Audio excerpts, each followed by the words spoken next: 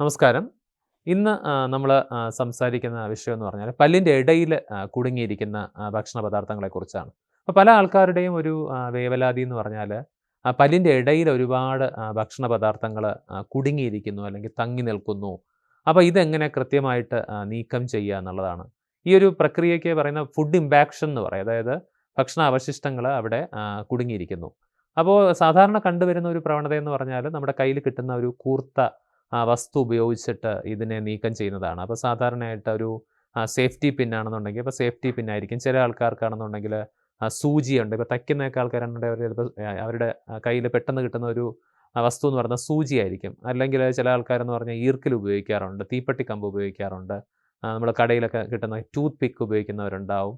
അപ്പോൾ അങ്ങനെ എന്തെങ്കിലുമൊക്കെ ഒരു കൂർത്ത വസ്തു ഉപയോഗിച്ചിട്ട് ഈ പല്ലിൻ്റെ ഇടയ്ക്കുള്ള ഭക്ഷണ അവശിഷ്ടങ്ങൾ എടുക്കുന്നുണ്ടാവും. അപ്പോൾ അത് സംഭവിക്കുക എന്ന് പറഞ്ഞാൽ ഏതെങ്കിലും ഒരു വസ്തു അവിടെ ഒടിഞ്ഞിരുന്ന് കഴിഞ്ഞാൽ തീർച്ചയായിട്ടും അവിടെ ഒരു ഫോറിൻ ബോഡി ഇൻഫെക്ഷൻ, ഒരു അണുബാധയ്ക്ക് കാരണമാവുകയും അത് പഴുക്കാനും മോണ പഴുത്തിട്ട് കൂടുതലായിട്ടുള്ള കോംപ്ലിക്കേഷനിലോട്ട് പോകാനും ഒക്കെ കാരണമാവും. അപ്പോൾ തീർച്ചയായിട്ടും നമ്മൾ അറിയേണ്ടതെന്ന് പറഞ്ഞാൽ ഈ പല്ലിൻ്റെ ഇടയിലുള്ള വിടവെന്ന് പറയുന്നത് പല ആൾക്കാർക്കും പല ഒരു ഡയമെൻഷനിലായിരിക്കും ഉണ്ടാകുന്നത്. ചിലർക്കെന്ന് പറഞ്ഞാൽ എംബ്രേഷേഴ്സ് എന്ന് പറയും. അത് കറക്റ്റായിട്ട് ഒരു നമ്മുടെ ഭക്ഷണ പദാർത്ഥങ്ങൾ ചവച്ചരയ്ക്കാനായിട്ട് നമ്മെ സഹായിക്കുന്ന ഒന്നാണ് ഈ എംബ്രേഷേഴ്സ് എന്ന് പറയുന്നത്. അപ്പോൾ എംബ്രേഷേഴ്സ് അതിൻ്റെ ഡയമെൻഷൻസ് വെച്ചിട്ട് പല പല ടൈപ്പ് ഉണ്ട്. ടൈപ്പ് 1, ടൈപ്പ് 2, ടൈപ്പ് 3, ടൈപ്പ് 4 എന്ന് പറഞ്ഞിട്ട് പല ശ്രേണിയിൽപ്പെടുന്നവയുണ്ട്. അപ്പോൾ തീരെ ചെറിയ ഒരു ഗ്യാപ്പ് ആണെന്നുണ്ടെങ്കിൽ നമുക്ക് പല്ലിൻ്റെ ഇടയ്ക്ക് ഇടാവുന്ന പല്ലിയുടെ ശുചീകരണ നൂലുകളുണ്ട്. ഡെൻ്റൽ ഫ്ലോസുകൾ എന്നാണ് പറയുന്നത്. അപ്പോൾ സാധാരണയായിട്ട് നമ്മുടെ തയ്ക്കുന്ന നൂല് പോലെയല്ല, ഇത് കുറച്ചുകൂടി വാക്സ്ഡ് ഫ്ലോസ് ആണ്. അതായത് മെഴുകിൻ്റെ ഒരു കോട്ടിംഗ് ഉള്ളതാണ്.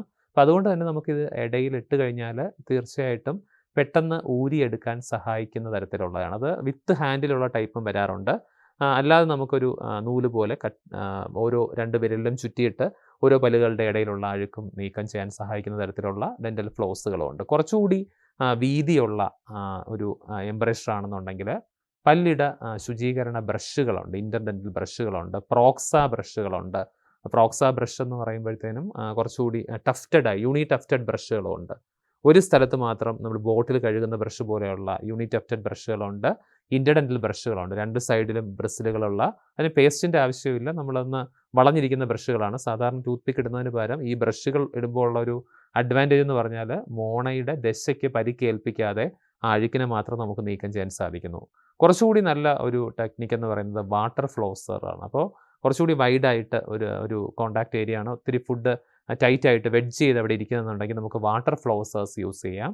നമ്മൾ സാധാരണ ഓസൊക്കെ ഉപയോഗിച്ചിട്ട് കാറൊക്കെ കഴുകുന്നത് പോലെ ഈ വാട്ടർ ഫ്ലോസർ ഉപയോഗിച്ചിട്ട്, വാട്ടർ ഫ്ലോസറിന് ഒരു റിസർവോയർ ഉണ്ട്. അപ്പോൾ അതിനകത്ത് വെള്ളം എടുത്തിട്ട് നമുക്ക് ചാർജ് ചെയ്ത് പല സ്പീഡിലുണ്ട്. ലോ എന്നും മീഡിയം എന്നും ഹൈ എന്നും പറഞ്ഞിട്ട്. അപ്പോൾ അതിനകത്ത് ഒരു ലോ അല്ലെങ്കിൽ മീഡിയം സ്പീഡിൽ നമുക്ക് ഈ ടിപ്പ് ഉപയോഗിച്ചിട്ട് ഏത് ഭാഗത്താണോ, ഏത് പല്ലുകളുടെ ഇടയിലാണോ ഈ അഴുക്ക് കൂടുതലായിട്ട് ഭക്ഷണ പദാർത്ഥങ്ങൾ തങ്ങി നിൽക്കുന്നത് അവിടെ ഇതുപയോഗിച്ച് കഴുകി വൃത്തിയാക്കി വയ്ക്കുക എന്നുള്ളതാണ്. അപ്പോൾ പല്ലിൻ്റെ ഇടയിലുള്ള ഭക്ഷണ പദാർത്ഥങ്ങൾ ബുദ്ധിമുട്ടിക്കുന്നുണ്ടെങ്കിൽ ഇത്തരം കാര്യങ്ങൾ ശ്രദ്ധിക്കുക. പിന്നെ ഈ ഭക്ഷണ പദാർത്ഥങ്ങൾ അവിടെ ഇരുന്നിരുന്നിട്ട് വീണ്ടും അവിടെ ഒരു മോണരോഗം വരാനും അല്ലെങ്കിൽ പല്ലിൻ്റെ ഇടയ്ക്ക് ഒരു പ്രോക്സിമൽ ഡീക്കേ, കേരീസ് വരാനും ഒക്കെ കാരണമാകും.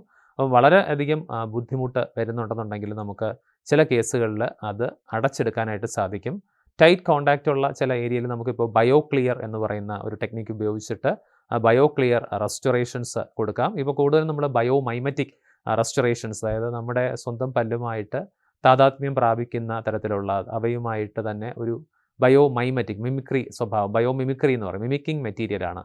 നമ്മുടെ ദന്തവസ്തു ഡെൻറ്റീനുമായിട്ടൊക്കെ തന്നെ അത്രത്തോളം തന്നെ ഒരു സിമിലാരിറ്റി പുലർത്തുന്ന വസ്തുക്കൾ ഉപയോഗിച്ചുകൊണ്ട് നമുക്ക് അവയെ അടച്ചെടുക്കാനും സാധിക്കും. അപ്പോൾ തീർച്ചയായിട്ടും പല്ലിൻ്റെ ഇടയിലെ പ്രശ്നങ്ങൾ നമ്മൾ കൂടുതൽ വഷളാക്കാതെ അത് യഥാസമയം യഥാർത്ഥത്തിൽ അതിന് ഉതകുന്ന ഒരു ടൂൾസ് ഉപയോഗിച്ചുകൊണ്ട് പരിഹരിക്കുകയാണെന്നുണ്ടെങ്കിൽ തീർച്ചയായിട്ടും അത് ഫർദർ കോംപ്ലിക്കേഷൻസിലോട്ട് പോകുന്നത് തടയാൻ പറ്റും.